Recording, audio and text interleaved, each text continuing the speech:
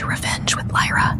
At Christmas dinner at home, my niece pointed at my daughter and said, "Grandma says you're the maid's kid." Everyone laughed. The sound didn't fade, it multiplied. Forks clinked, someone tried to cover a chuckle, and my mother's voice rose above it all like cheap perfume. Sweet, overwhelming, fake. "Children repeat what they hear," she said with that practiced smile. I stared at her across the table. Her pearls gleamed under the chandelier, and the red wine in her glass looked almost black. My daughter Emma sat beside me, her small fingers trembling in my palm. That's when I stood up. I didn't say a word. I just took Emma's hand, lifted her coat from the back of her chair, and walked out.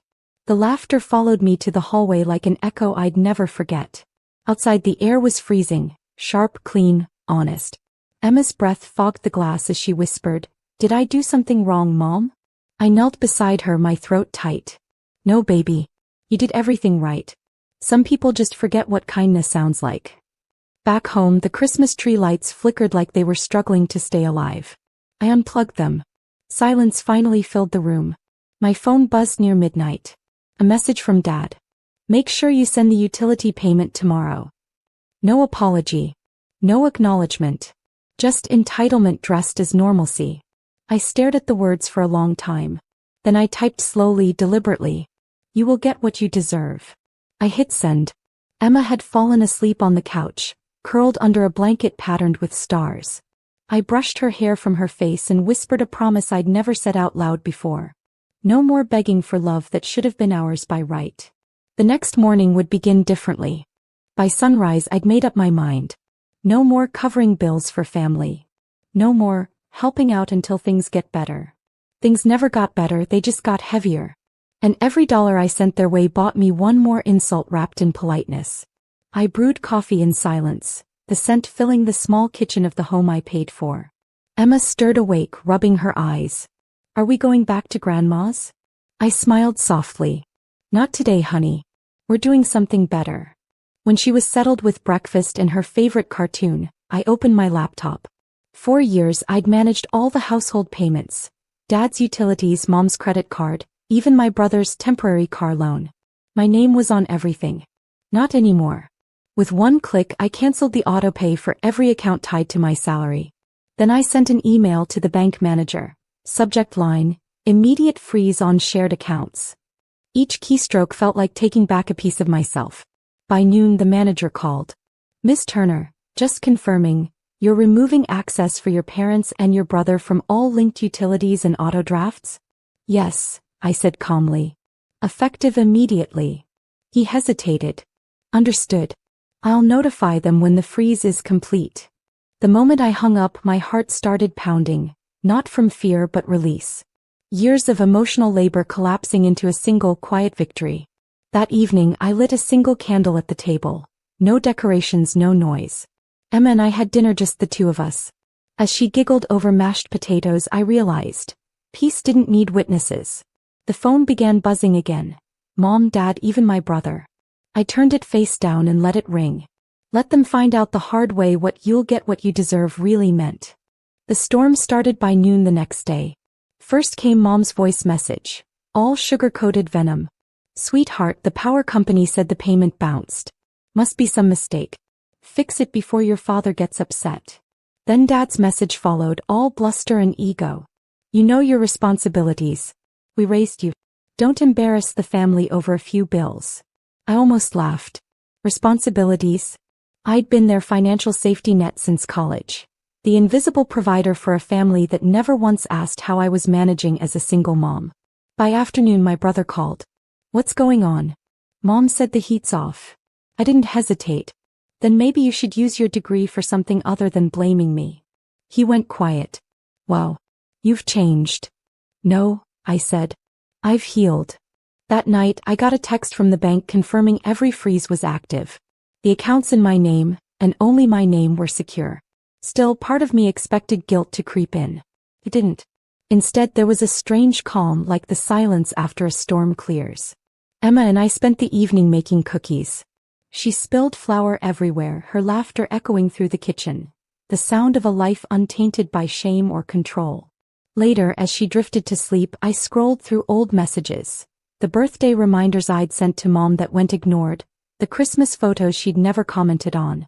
All those small one-sided efforts to belong. I deleted every thread. When the phone rang again, I didn't even check the screen. I just whispered to myself, let them feel absence for once. Because absence was all they ever gave me. Tomorrow I knew they'd come knocking, and for the first time in my life I was ready to answer. The knock came right on schedule. 3 sharp raps just like always. My father's rhythm, the kind that announced authority before the door even opened. I glanced at Emma, who was coloring on the living room rug, her world still innocent. Stay here, sweetheart, I said softly. When I opened the door, there they stood, Mom, Dad, and my brother, shivering in the December cold but still full of arrogance. Dad didn't waste time. The gas and power are off. What game are you playing, Madison? It's not a game, I said, keeping my tone even. It's called accountability. Mom's lip curled.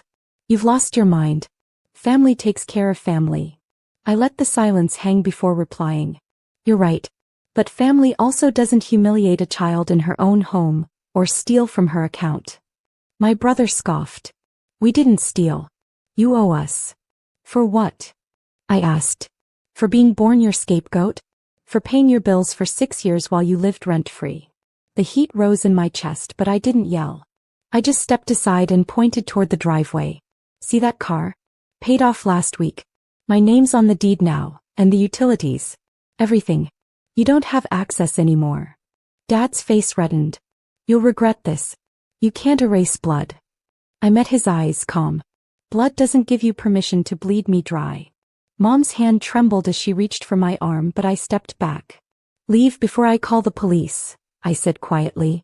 They hesitated, the moment they realized the control was gone. Then without another word they turned and walked to their car.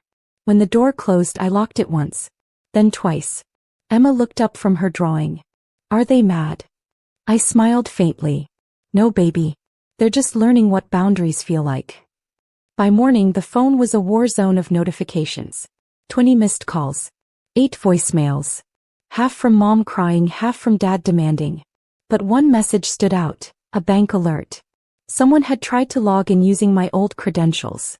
I sat at the kitchen table, sipping coffee as the sun spilled through the blinds. Predictable. They weren't used to hearing no, so now they were trying to find another way in. I forwarded the alert to my attorney, then called the bank directly. Flag every attempt from that region, I said. If they try again, I want documentation. The manager's voice was firm. Understood, Ms. Turner.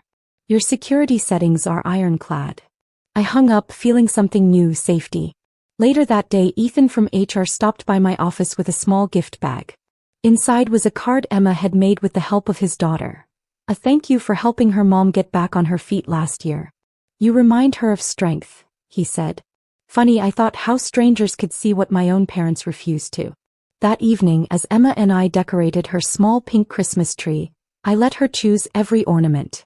The star leaned sideways, glitter scattered across the floor, but it was the most beautiful tree I'd ever seen. Midway through Silent Night, my phone buzzed again, this time from a number I didn't recognize.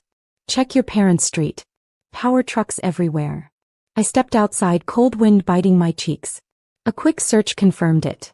The utility company had cut service to their entire block for non-payment. The irony wasn't lost on me. They'd spent years mocking me for being too emotional. Now I didn't feel anything at all except relief. Tomorrow they'd know what true consequences looked like. By noon the next day, karma arrived faster than I expected. The local utility company posted a notice on their website, pending disconnections for delinquent accounts in the Turner district. Dad's name sat right there, bold, undeniable. Within hours, Mom called again, her voice breaking between anger and disbelief. Madison, they shut off our power. It's 30 degrees outside. I stayed quiet, letting her fill the silence with excuses. We had Christmas groceries in the fridge. The kids are freezing. You can't just let this happen. I took a slow breath. You mean the same way you let my daughter be humiliated in front of 12 people while you laughed? She went quiet. Mom, I continued calmly, you told everyone at that table that my child didn't belong. You've spent years taking from me, and I let it happen because I wanted family more than self-respect. But not anymore. Her tone softened, that familiar manipulation disguised as pity. You're overreacting, sweetie. We just need time to sort things out. I almost smiled. You've had 30 years. I ended the call. Emma walked into the room wearing my scarf like a cape. Mom, why are you smiling? Because, I said, kneeling to her level, sometimes peace looks like silence. We spent the afternoon baking sugar cookies, the smell of vanilla and butter filling the apartment. Every notification that buzzed after that went ignored. At sunset, I got a photo from a neighbor back home. Mom and Dad sitting outside their dark house, bundled in blankets, arguing by flashlight. Once that sight would have broken me. Now it felt like the universe finally delivering a lesson I'd begged for my whole life. And the night wasn't over yet. The following morning the story took a turn. My brother showed up at my office, unannounced, uninvited, and looking like he hadn't slept. Madison, this has gone too far, he snapped, barging into the doorway. Mom's crying nonstop. Dad's threatening to sue the utility company. Just pay the bills so this can end. I looked up from my laptop, calm as a glacier. You mean the bills they took out in my name? He blinked. You always helped before. I also used to let people insult my child, I replied. That version of me is gone. His expression hardened. You think this makes you powerful? You're just petty. I leaned back in my chair. No.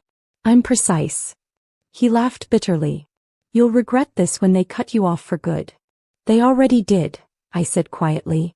5 years ago when they stopped seeing me as family and started seeing me as a wallet. His jaw tightened, but I wasn't finished. You want to know why their power's off? Because I stopped paying to keep them comfortable in their cruelty. I stopped letting my daughter believe that money equals respect. For once he didn't have a comeback. He just stared at me, maybe for the first time seeing me not as his gullible sister, but as someone who'd grown a spine.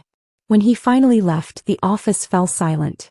I exhaled, staring at the framed photo of Emma on my desk, her gap-toothed smile, her crayon drawing of us holding hands under a crooked sun. That's what mattered. Not guilt. Not their approval. As I drove home that evening, the sky turned gold, reflecting off the snowbanks like a quiet kind of justice. Tomorrow I'd finish what I started. The next morning, I woke up to a notification from my attorney. The property transfer was finalized. The house my parents lived in, the one they'd bragged about owning for decades, had been legally under my name since I paid off their mortgage years ago. And now the title change was complete. Do you want to evict them? My attorney had asked earlier in the week. No, I'd said. Just remove them from the account. Let them see what independence really feels like. So I did. By noon, the utilities were transferred to their direct billing. No safety nets. No shared accounts. No secret payments. The same system they once abused was now their reality. Fair, documented, unchangeable. At 2 p.m. Dad called. His voice wasn't angry this time, it was quiet. You really did it. I really did, I said evenly. But I didn't do it to hurt you. I did it to stop you from hurting us. He exhaled. Your mother's devastated. I know, I whispered. So was I when she laughed while they called my daughter the maid's kid. A long silence followed. Then he said, barely above a whisper, we went too far. That was the first honest thing I'd heard from him in years. I hope you'll fix it, I said, because I'm done cleaning up everyone else's mess. When the call ended, I stood by the window as soft snow began to fall. Emma ran up, pressing her small hand into mine. Can we build a snowman, Mom? Yes, I said, smiling. Ours. Just ours. We stepped outside into the clean white quiet, a world that finally felt like it belonged to us.